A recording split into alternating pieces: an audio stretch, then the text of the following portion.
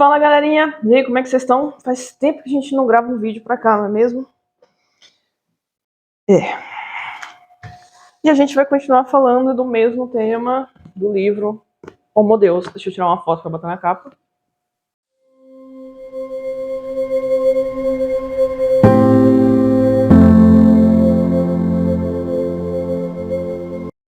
Bom, e dessa vez, como o vídeo que eu fiz da última vez, que deu errado, o som ficou perfeito. Espero que esse o som funcione, porque eu não sei se vocês estão vendo, eu tô usando uma tela diferente que eu comprei. Vamos ver se vai dar certo. E o vídeo que eu fiz da última vez que deu errado, que a imagem deu errado, né? Que a imagem ficou meio que bugando. Eu meio que fiquei desaparecendo. Eu não sei como que eu fiquei desaparecendo na imagem. Mas tá, ranços eternos, quer dizer, passados. Eu resolvi fazer uma folha diferente. A folha que eu tinha feito da última vez, ela tinha ido até o final.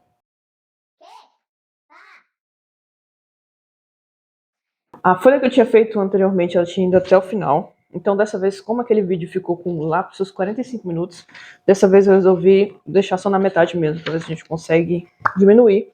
E a gente vai trabalhar somente um tema.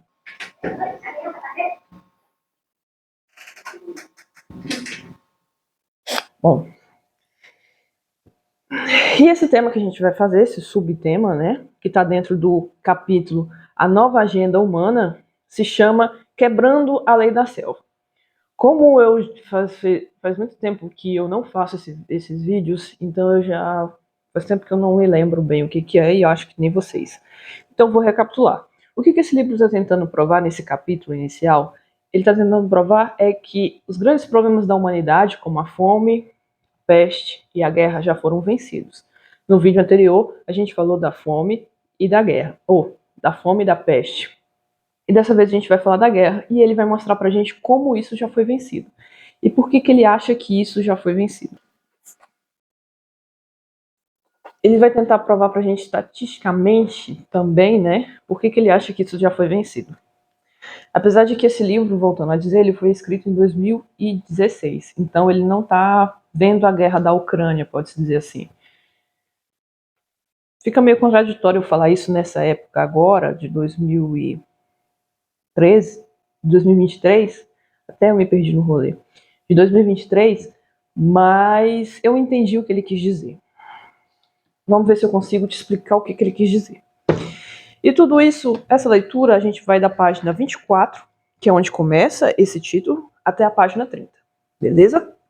Então vamos começar. Ele vem falando sobre a lei da selva, que é a lei, segundo ele, que vem regindo sistemas internacionais, a convivência humana desde a Idade da Pedra. Principalmente sistemas internacionais, que é aquela, tipo uma guerra fria. Quem estudou muito ensino médio, escola, deve saber disso, essa guerra fria. A gente sempre escutou essa bagaça. Só que ele fala que essa guerra, esse sistema essa lei da selva, é uma reação internacional, uma vida que vem desde a Idade das Pedras, né? Onde você tem sempre a eterna ameaça de que seu vizinho pode invadir suas terras, pode pegar sua mulher, seus filhos e servir eles como escravos e etc.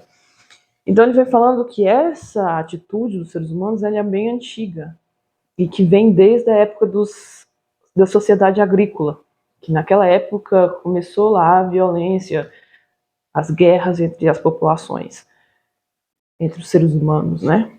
E aí ele fala que 15% das mortes naquela época da sociedade agrícola vem justamente disso, dessas disputas de terra. Bom, ele traz na página 24, lá embaixo, uma estatística muito interessante. E ele vem querer trazer com essa estatística a comprovação de que as guerras atualmente cessaram. Porque o que ele traz? Esse primeiro capítulo ele vem querer dizer que as principais preocupações da humanidade, que a guerra, pestes e fome, não matam mais seres humanos como matavam ultimamente, porque a gente já achou a solução para isso e não é Deus. Não é ficar rezando para Deus, e sim que os seres humanos são falhos, e ele vem mostrar isso para a gente nesse quesito estatístico aqui. Ele fala que em 2012, aproximadamente 56 milhões de pessoas morreram no mundo inteiro. beleza? Eu posso até colocar um número aqui para vocês. 600 e eu vou colocar tipo de bolinha porque fica mais ilustrativo. 620 mil morreram em razão de violência humana. Guerras mataram 120 mil pessoas. O crime matou 500 mil. Em contrapartida, 800 mil cometeram suicídio e 1,5 milhão morreram de diabetes. O que ele está querendo dizer, e ele diz aqui embaixo, é que o açúcar é mais perigoso que a pólvora, que hoje em dia não é mais a guerra que está matando tanto os seres humanos, mas sim eles mesmos. Eu comigo mesmo, pode-se dizer assim. É o açúcar que está me matando, ou os quesitos do aumento do número dos suicídios, por exemplo. E aí ele vem trazendo, ele continua a narrativa sobre as armas nucleares. As armas nucleares, e eu também concordo muito com essa leitura do livro, ele traz que foi uma invenção meio que catastrófica, né? A gente pode ver isso no Fukushima e Nagasaki. Mas não é nem isso que eu quero trazer. É que as armas nucleares tornaram a guerra como se fosse uma atitude de loucura, um suicídio em massa. Se tiver uma guerra com armas nucleares, é basicamente um suicídio em massa. Você não vai destruir apenas a humanidade inteira, você vai destruir o planeta Terra. Então, não adianta, não é tipo eu atacar uma terra para poder depois, não é eu atacar o Brasil para depois conquistar a Amazônia. Não, se eu atacar com bomba nuclear, não vai sobrar a Amazônia.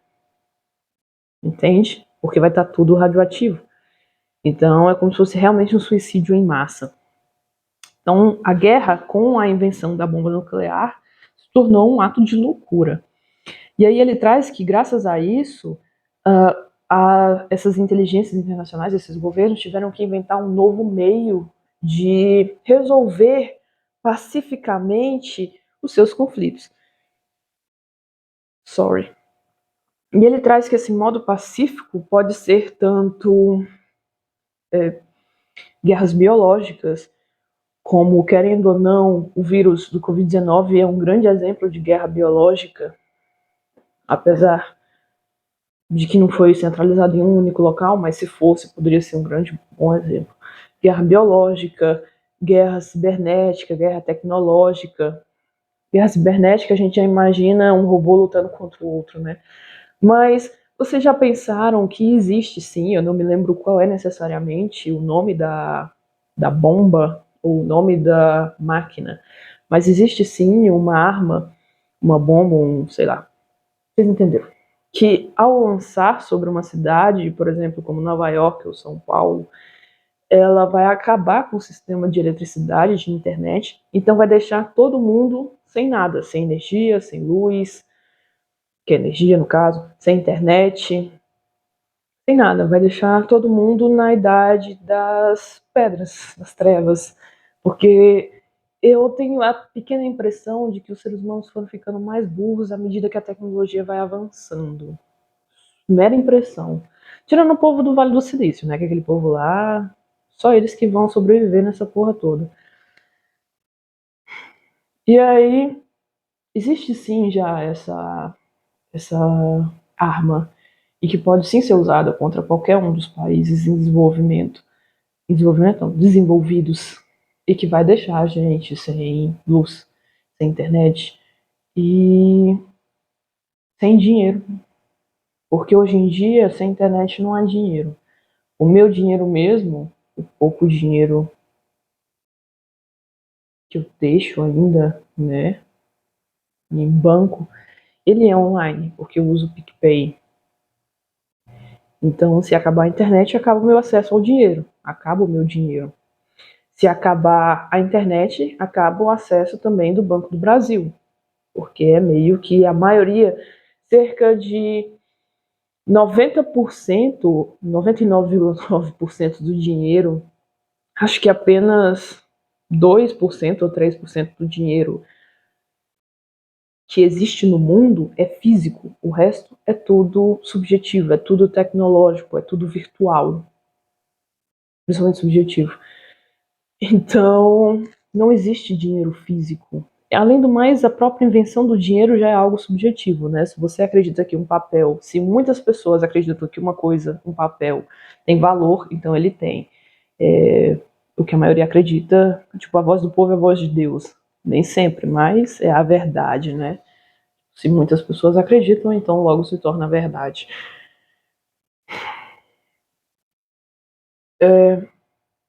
E aí ele vem falar dos fatores de riqueza. Outra coisa que fez com que as guerras diminuíssem foi os fatores de riqueza. Porque antigamente a riqueza era medida, a riqueza de um país, de uma pessoa, era medida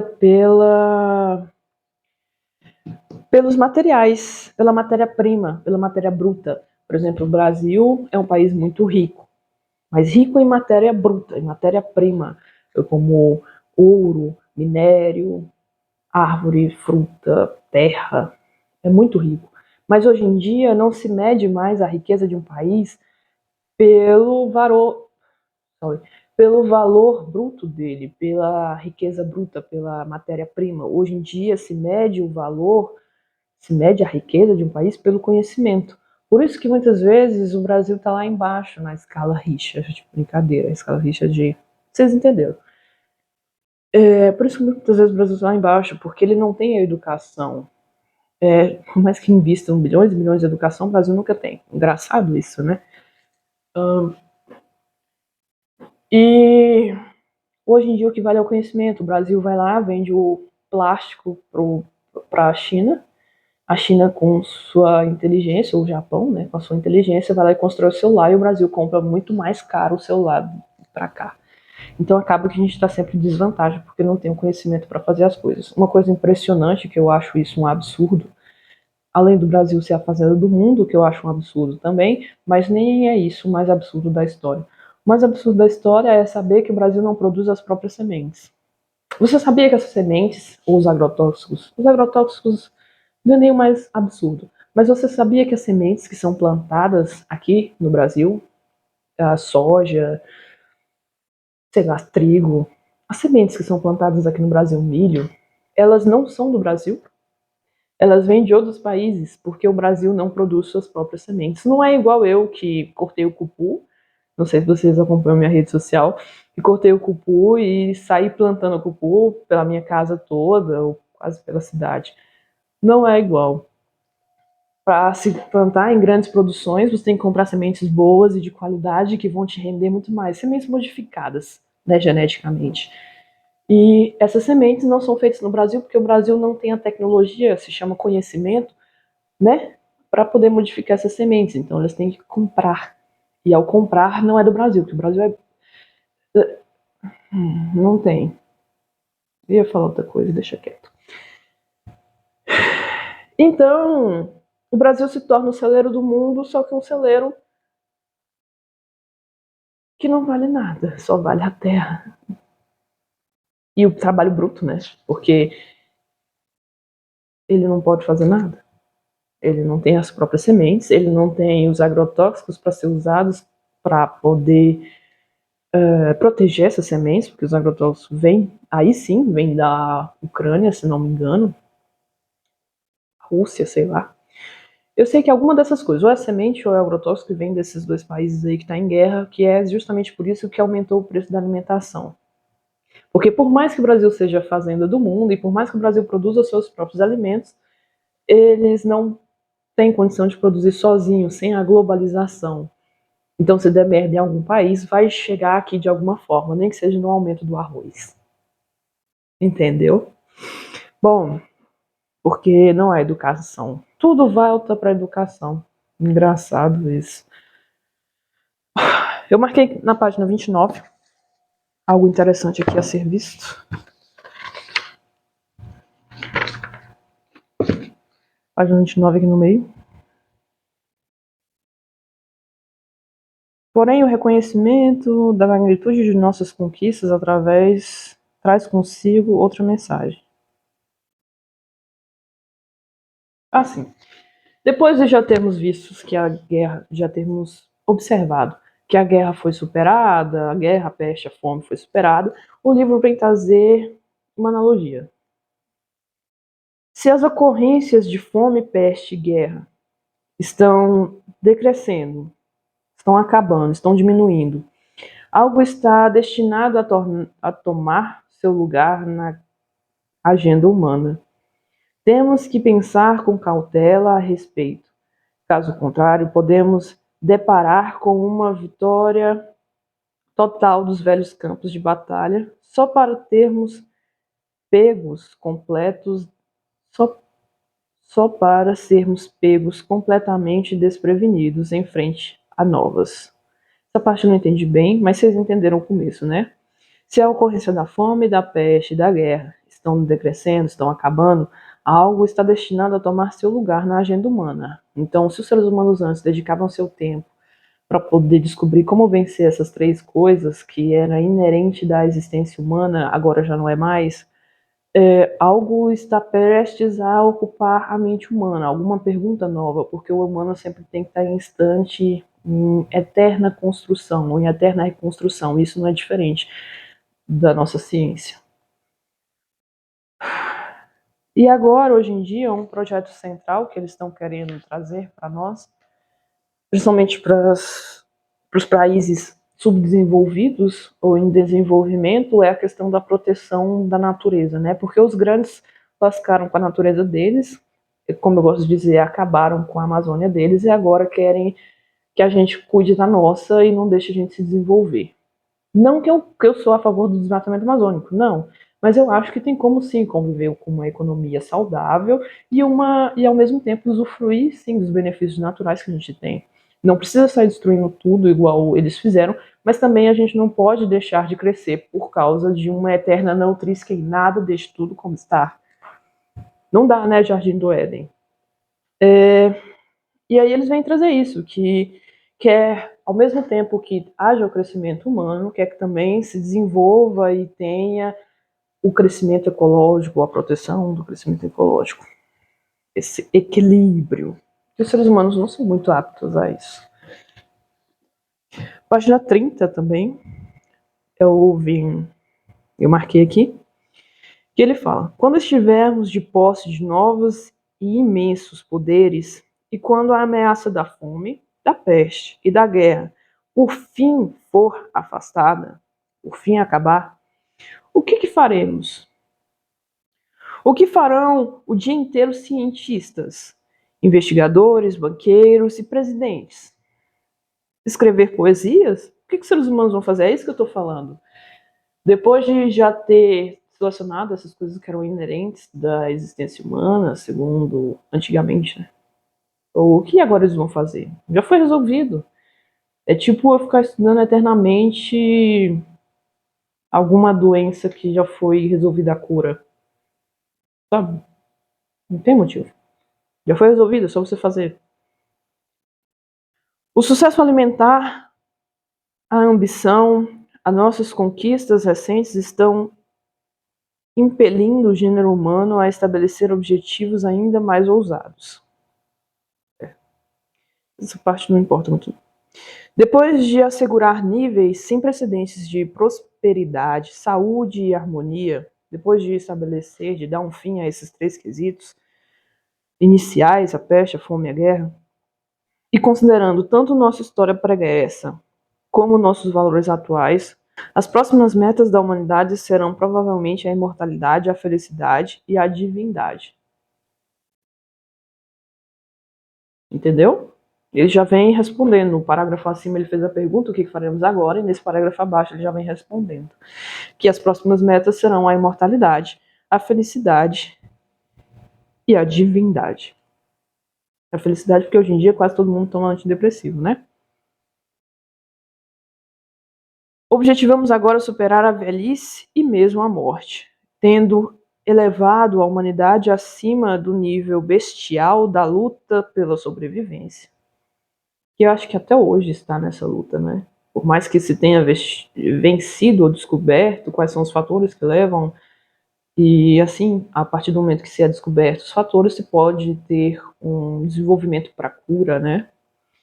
Ou para a solução do problema. no caso da guerra, da peste, da fome. Mas eu acredito que sim, a gente ainda está nessa luta pela sobrevivência. Principalmente os humildes de coração. Nosso propósito será fazer dos seres humanos deuses e transformar de Homo sapiens para homodeuses, em homodeuses. Por isso o nome do livro. E é assim, a gente para por aqui, na página 130, para a gente começar o próximo capítulo na semana que vem, que é Os Últimos Dias da Morte. E aí a gente começa esse próximo subtítulo. Beleza? Eu espero que vocês estejam gostando até aqui. Se vocês tiverem alguma sugestão de tema a ser falado, vocês podem falar aí embaixo nos comentários, ou melhor ainda, entre em contato comigo no Instagram, que é bem mais fácil. Por enquanto, o Instagram está @_, eu acho que se chama. Sorry. Underline PC dane-se. Eu vou botar aí. Tem na descrição do vídeo. Procura na descrição do vídeo. Nem eu sei falar essas coisas muito nerdiais da tecnologia dos jovens hoje em dia. E é isso, galera. O que o livro trouxe nesse. Falei certo, trouxe nesse capítulo foi que a guerra é uma das coisas que a humanidade já venceu. E agora, a partir de agora, ele vai querer. Será que os seres humanos já venceram a guerra, a peste, a fome? Já sabem o que causa isso e sabem que isso é apenas erro humano, algum erro humano, né? A fome é algum erro humano de distribuição de alimentos ou de qualquer coisa nesse sentido. A peste é algum erro também, né, de mutação genética ou alguém que comeu um morcego. E a guerra é realmente um erro humano. Então eles traz que Deus agora morreu porque não tem mais a quem clamar, porque sabemos que é um erro e se é um erro podemos consertar. Beleza? No próximo livro vamos trazer mais sobre a ideia de longevidade de vida e o que traz essa vida eterna dos seres humanos aqui na Terra. Como é que ela mexe com o sistema também familiar. Fiquem ligados.